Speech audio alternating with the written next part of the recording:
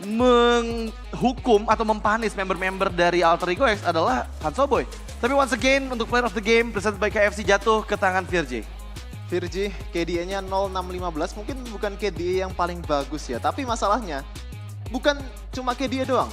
Gimana caranya meng-create momentum supaya bisa meng-enable teammate-nya nge-deal damage dengan mudah. Dan apalagi Arfi ya, karena dia butuh banget minion Fury yang solid supaya bisa masuk. Karena walaupun dia punya Rose Gold Meteor, walaupun punya Wind of Nature, tapi menurutku masih kurang cukup. Apalagi dengan adanya Edith yang bisa nge-bypass Wind of Nature, sehingga masih bisa nge-deal damage ke Arfi. Dan ini menjadi andil yang sangat-sangat penting untuk Virji di game ini. Betul. Menurut aku penggunaan minion Fury yang on point sih selalu ya. Baik itu untuk melakukan covering, untuk melakukan inisiasi, itu benar-benar timingnya tepat sekali. Minion Fury flickernya yang selalu dia bawakan juga. Dan terbukti beberapa kali momentum didapatkan oleh Alter Ego X berkat minion Fury-nya dari Virji. Iya, kita bakal lihat highlight di game kali ini. Beberapa momen di early game di mana Bravest Fire-nya bisa dieksekusi dengan mudah oleh Founder. Tapi masalahnya ini lapu-lapu lebih ke arah hero yang level 4 ke mid game ya. Jadi kalau misalnya udah masuk late game, damage-nya lacking, durability-nya juga lacking. Walaupun untuk masalah window of opportunity-nya seorang Founder ini udah bisa hilang, tapi di late game masih ada Virji. Sisi yang lain yang bisa meng-create momentum supaya bisa memenangkan team fight ya. Beberapa kali ya, Hansa Sviana masuk dan punishnya langsung immediate dengan Minion Fury. Ini PR yang perlu digarap juga untuk Raja Phoenix. Karena nggak bisa kayak gitu, harus gimana caranya ada prosedur yang di-follow supaya bisa memainkan front to back yang properly lah. Iya, dan itu juga jadi catatan khusus ya. Karena memang early game aku punya feeling bahkan dari Raja Phoenix ini bisa loh untuk memegang terus kendali permainan. Memang momentum yang tadi diciptakan di area mid lane, membuahkan triple Kara Founder itu langsung menjadi game changer untuk Alter Ego X. Dan setelah itu lagi-lagi momentum demi momentum dari Minion Fury-nya Virji yang membuahkan hasil yang bagus di skenario team fight di area Lord Dance-nya. Terutama ini nih, momentum-momentum di akhir di Lord keempat tadi, Minion Fury ke belakang di waktu yang bersama dengan Founder yang melompat-lompat dengan Bravest Fighter-nya. Dan ya finishernya Arfi masuk dengan Blazing Duet sehingga langsung merontokkan member dari Raja Phoenix. Dan mereka memegang kendali penuh pada saat Lord berada di dalam area high ground. Iya, dan susahnya lagi Cyrus ini Vexana yang punya sisi, yang punya pil yang bagus untuk teammate-nya. Dan gak ada satupun hero dari tim Raja Phoenix yang bisa langsung masuk ke belakang untuk bisa nge-punish seorang Vexana ini. Jadi kita bisa lihat dari KDA-nya juga cuma satu death dari seorang Cyrus. Kita bakal lihat item build dan juga emblem yang diambil oleh Alter Ego X. Walaupun ini Brave Smite-nya agak bisa bilang agak kurang guna ya di early game. Karena mereka eventually malah kalah early game-nya. Tapi di late game-nya mungkin ada beberapa use yang bisa dilakukan. Mungkin kalau misalnya back and forth, balik keluar, balik masuk ke team fight bisa digunakan dari seorang Arfi. Kita bakal lihat juga dari sisi Raja Phoenix. Ini agresif banget ya dari Dirotnya. Karena dia ngambil ke Assassin walaupun ini build-nya lebih ke arah build enabler. Betul. Sama ada Hunter Strike. Tapi mungkin kalau misalnya mau stick ke full enabler lebih bagus ngambil tank. Ataupun ngambil ke arah fighter ya. Jadi nggak terlalu gampang banget di-punish. Iya, dan kalau aku bisa bilang Hansoboy dengan item full offensifnya bahkan ada Great Dragon Spear yang diamankan juga. Menambahkan lagi potensi dari critical chance ketika memberikan efek hit dengan adanya quick draw yang dia bisa bawakan gitu ya. Bisa menembus sebenarnya damage-nya masuk ke arah member-member dari Alter Ego X. Ingat, Cloud ini damage-nya terhitung area meskipun di satu lane yang sama, satu garis lurus dengan quick draw-nya. Dan itu bisa dimaksimalkan dengan armor break yang dibawakan oleh Alfiana. Ingat, dia build-nya karena item defensif, jadi lebih aman sebenarnya untuk berada di bagian depan. Dan beberapa kali juga kita lihat dia nahan damage cukup masif gitu ya dari Alter Ego X. Tapi balik lagi Arfi dengan tipikal item attack speed yang selalu digunakan oleh Cloud. Diamond Hunter Sword, Gold Staff, Crescent Sight, dan juga satu Malefic Roar yang dibutuhkan untuk bisa meltdown physical armor dari Raja Phoenix. Itu dia timingnya selalu tepat sih. Di mid to late game dia jarang banget untuk bisa kesentuh. Bahkan Purify yang dia gunakan itu selalu on point penggunaannya. Sehingga bisa terhindar dari death kedua dan selanjutnya. Iya, dan biasanya kalau misalnya ada Cloud itu nge-counternya adalah knock up ya. Mungkin Chow ataupun Minotaur. Tapi di game kali ini nggak ada counter yang bisa nge-cancel langsung Blazing Duet dari seorang Arfi. Kita bakal lihat statistik lebih detailnya lagi Rich Guy dari Arfi. Make sense karena ini gold laner-nya dan juga bisa memanfaatkan walaupun kalah early game-nya, di mid game-nya bisa pop off ya, karena potensi dari Cloud tuh kalau misalnya udah dapat Corrosion Sight, udah dapat DHS supaya bisa ngedeal damage atau bisa efektif di team fight. Sementara itu Clean on the other end, early game udah level 4 apalagi itu udah bisa pop off. Jadi emang harus nunggu supaya bisa jadi efektif. Iya, dan itu juga menjawab pemilihan Cloud yang nggak ada hero-hero dari Raja Phoenix yang bisa mengantisipasi adanya split push yang dilakukan. Karena tipikal team fight adalah 5 pilihan hero yang dibawakan oleh Raja Phoenix. Siapa yang nanti ditugaskan untuk ngejaga laning jauh nggak ada. Makanya kenapa membuat RV bebas untuk mendapatkan gold demi goldnya. Tapi by the way kita lihat the carry. Ternyata di tangan Hanzo Boy yang tadi aku bahas dengan item full offensive dari seorang Clean. Damage yang dihasilkan nggak perlu diragukan lagi. Bisa menembus semua member dari Alter Ego X di garis yang sama ketika double shotnya dikeluarkan. Tapi by the way sandbagnya ada di tangan Kids serta Virgi yang menjadi best wingman dengan 15 assist-nya menggunakan Minot. Item tank yang banyak banget, tapi masih bisa langsung masuk ke belakang tanpa adanya punish yang banyak. Dan ngomong-ngomong soal punish, 208 dari Founder, 10 KDA dengan build yang full defense ya. Jadi nggak ada Fury Hammer, nggak ada item attack sama sekali, dan nggak ada Bloodlust X. Ini cuma buat nge-enable. Untuk masalah built-in damage-nya dia udah punya damage di early game karena cuma buat lane clear, cuma buat lane dominance. Tapi untuk masalah di late game, yang paling penting adalah penalty zone-nya. Dan gimana caranya stay alive on that situation, menahan beberapa damage dari musuh sehingga nge-enable teammate-nya.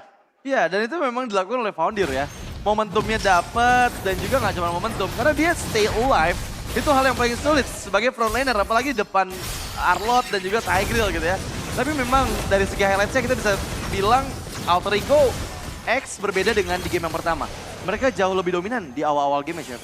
Iya, dan salah satunya mungkin Raja Phoenix agak caught off guard ya karena mereka expect gold lane-nya bakal dominasi. Ya. Tapi masalahnya dengan adanya Virgi lurking in the shadows itu bakal susah banget untuk Brodinya untuk keluar ngasih vision ataupun bisa memenangkan 1v1 trade damage ke arah seorang Arti. Kita bakal lihat lagi di beberapa exchange di mid game ini atau di late game. Use atau utility dari NetherRealm seorang Cyrus bener-bener bisa efektif.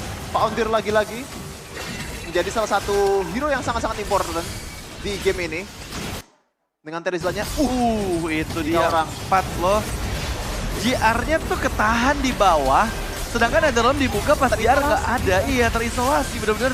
Momentum yang diciptakan oleh Founder itu mempengaruhi team fight yang di akhir tadi sehingga memudahkan Alter Ego X mempanis semua member terwipe out sudah untuk Raja Phoenix di menit ke-14. Ya, dan mungkin Raja Phoenix harusnya nggak tunnel vision ya ketika team fight. Kayaknya mereka tadi pas di exchange terakhir, di team fight terakhir, mereka lebih memperhatikan seorang Founder doang. Sementara di threat di bawah itu ada 2 orang yang langsung ngeflank aja dari belakang bisa nge-punish semua member dari Raja Phoenix. Kita bakal lihat item build dan juga emblem yang diambil dari kedua tim ini. Founder sangat-sangat standar ya. Fighter Emblem, Brace Knight, Festival of Blood, dan ini bakal milih ke arah penetration karena dia butuh lane dominance untuk melawan Arlott supaya bisa rotasi lebih cepat. Dan kita juga bisa lihat di beberapa exchange tadi, apalagi di bottom lane ya. Yeah. Ketika pertama kali Alter Ego X memenangkan team fight sangat-sangat convincing, itu Founder rotasi jauh lebih cepat daripada Rango dan itu menjadi game changer untuk Alter Ego X. Sementara dari hero-hero yang lain ya, Kids lebih memilih ke arah tenacity dan juga HP bonus ini. Ya, dengan vitality yang dibawakan, Conclusive Blast juga mempercepat lagi erusnya untuk seorang Baxia melakukan farming patternnya. Tapi terlihat dari RV dengan item yang tadi seperti dibahas sama Chevin ya, ini item semi defense dengan adanya Brute Force Breastplate dan juga Thunder Belt menandakan bahwa RV memang sekuat itu loh untuk nahan damage baik dari Brody ataupun dari physical damage hero lainnya seperti Asviana dan juga dari Rango. Dia nggak bisa ke pick off dengan mudah kecuali dengan Archa. Masalahnya Archa ini terlihat cukup under dibandingkan dengan Cyrus dengan 5 poin killnya dan juga 5 assist harusnya jauh lebih unggul ya. Gap gold aja ada di angka 3000 antara kedua belah gold liner sehingga membuat RV aman banget nih. Soalnya yang punya gold dari Raja Phoenix itu adalah hero-hero fisikal dan dia dari physical defense-nya cukup besar gitu dengan Thunderbelt dan juga Brute Force Breastplate. Apalagi item sepatunya Warrior Boots gitu, nambahin lagi armor fisikalnya. Iya, physical damage dari Raja Phoenix kelihatan agak lacking juga ya, apalagi dari Hansa Sviana Walaupun ini fungsinya buat ngepok-ngepok yang ada di front line untuk Alter Ego X, tapi kalau misalnya itemnya belum cukup nggak bisa ya. Dan Ya. itu di draft pertama kali Alter Ego X itu nge-secure Baxia juga carry, itu Ya. genius banget sih. Karena mereka juga udah nge-foresight, mereka bakal pick Terizla juga sehingga Foundry gak bakal bisa dipunish dengan gampang. Dan Ya. Brody itu bukan, saya bilang bukan hero yang tugasnya nge-shred frontliner lah. Betul. Jadi walaupun ada Malefic Roar, walaupun ada beberapa penetration dari DHS dan juga Heptasis, Ya. itu masih belum cukup ketika gamenya di-leading oleh Alter Ego X. Betul. Dan ternyata ya dengan membawa Brody memang memenangkan early gamenya. Cuman ternyata RV yang bermain dengan item defense juga nggak bisa mudah ke pick off gitu. Solo pick off nggak tercipta untuk kedua belah gold laner. Dan memang sejauh yang aku bisa bilang 14 menit game berjalan, Alter Ego X memegang kendali penuh dari semua jalannya pertandingan. Dan The Rich Guy by GoPay jatuh ke tangan RV dengan 810 gold per menit cukup besar untuk carry di 14 menit game berjalan dengan membawa item semi tank Iya. seperti Brute Force dan juga Thunder Belt. Sebenarnya damage output dari carry-nya RV pun nggak sebesar itu. Makanya Iya. membuat dia yang nggak bisa terlalu mendapatkan pundi-pundi gold lebih banyak lagi gitu. Karena kan sedikit tertahan kan untuk ke arah minionnya. Ya emang nggak nge-offer damage yang banyak banget, tapi nge-offer sebuah dilema dari Raja Phoenix. Ya. Apakah gue mau masuk ke carry-nya ya? Apakah worth it? Apakah bisa? Karena dia punya item defense yang banyak banget dan mereka juga punya damage yang cukup untuk bisa nge-burst Alter Ego X atau CRV. Apalagi nih untuk masalah damage magicnya itu cuma ada di Faramis ya. Yap. Dan ini bukan hero yang bisa dibilang buat damage dealer, nggak kayak Kadita, nggak kayak hero-hero mid lane lainnya, lebih ke arah utility untuk Netherrealm-nya, jadi nggak bisa masuk ke arah carry-nya. Betul. Jadi untuk masalah itemization, dia nggak perlu sama sekali bikin magic defense. Betul. Cuma tepat sekali. cipratan aja. Iya, cuma kena Ghostbuster doang nggak bisa langsung nge-meltdown juga gitu kan.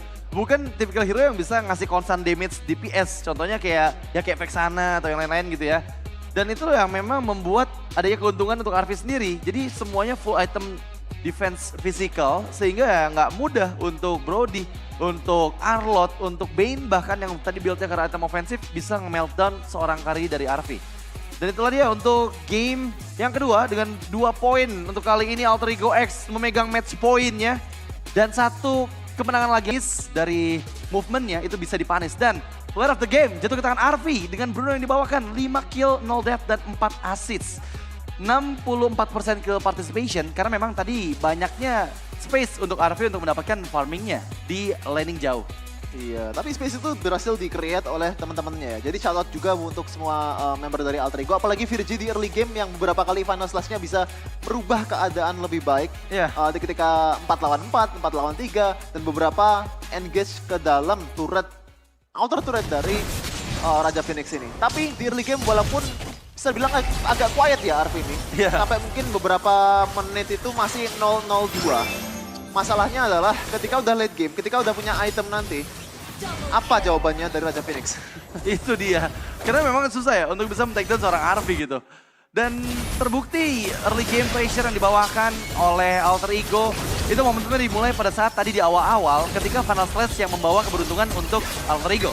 Itu backup yang dilakukan begitu cepat membuahkan 2 poin kill sebelum turtle yang pertama dan bisa dipegang lagi kendalinya oleh Alter Ego X. Lagi-lagi early game pressure yang selalu dibawakan baik oleh Alter Ego sang kakak atau Alter Ego X sang adik.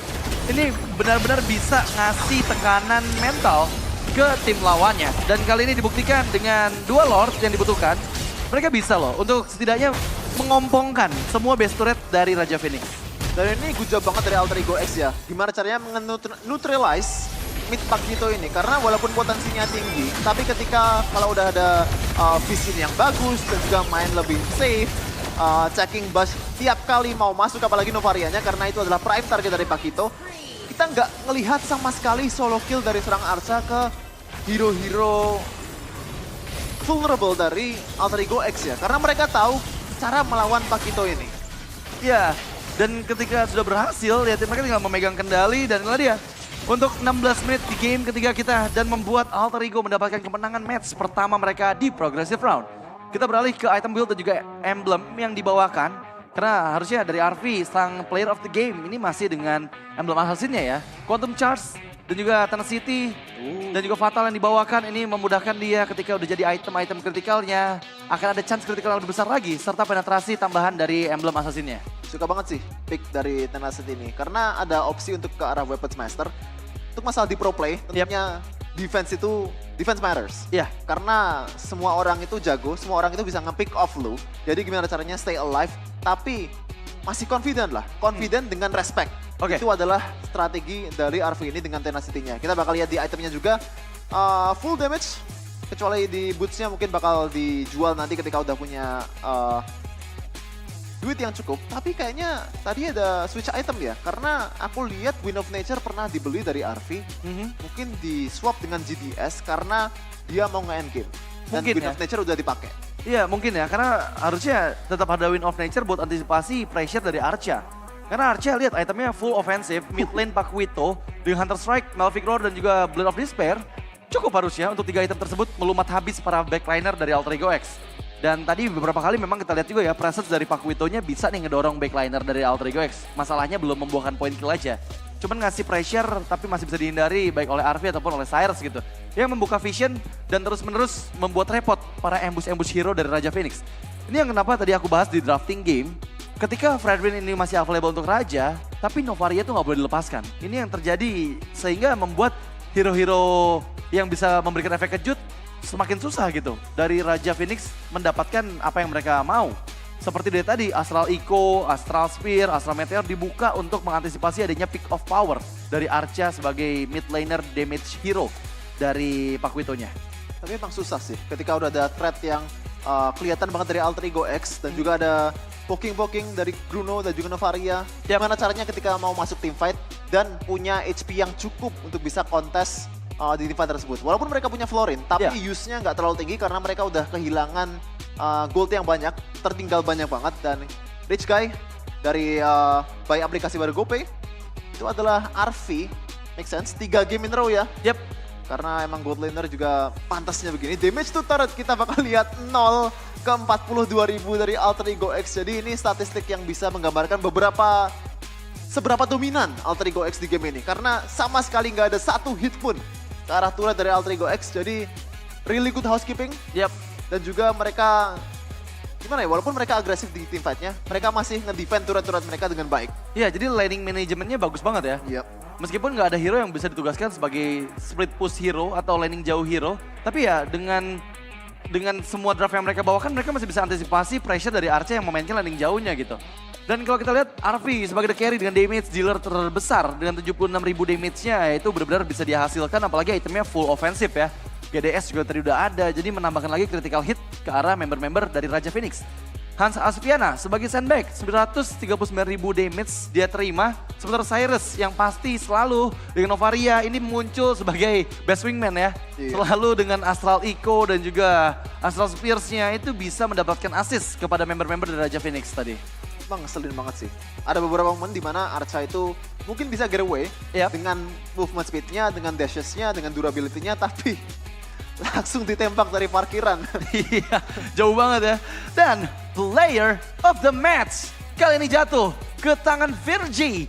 Dengan unlock untuk di game ketiga yang dia bawakan memang belum masuk ke dalam player of the game. Karena memang tadi lebih bersinar ke arah RV, tapi Virgie ini game pertama, game kedua itu selalu memberikan efek yang begitu bagus untuk kemenangan dari Alter Ego. Ingat Minotaur-nya di game sebelumnya seperti apa, dan tadi juga beberapa momentum Final Slash membuahkan team fight yang dimenangkan oleh Alter Ego gitu. Ya jujur aja ini personally ini MVP of the game juga Virgie juga sih buat aku. Karena RV itu making use of the space yang dibikin oleh Virgie dan teman-teman. Dan Virgie bisa dibilang menjadi carry di early game team fights yang dilakukan Alter Ego X. Sehingga RV punya waktu yang cukup, punya gold yang cukup untuk bisa pop off di team fight. Average ke dia 10,0 sebagai seorang Arlot, sebagai seorang frontliner sangat-sangat baik, 71% kill participation. Ini mungkin player yang suka banget mengambil hero yang aktif ya, nggak proaktif. Karena emang di meta sekarang itu aktif lebih bagus dari proaktif karena lu bisa milih kapan team fight. Jadi kalau misalnya pakai reaktif, lu nggak bisa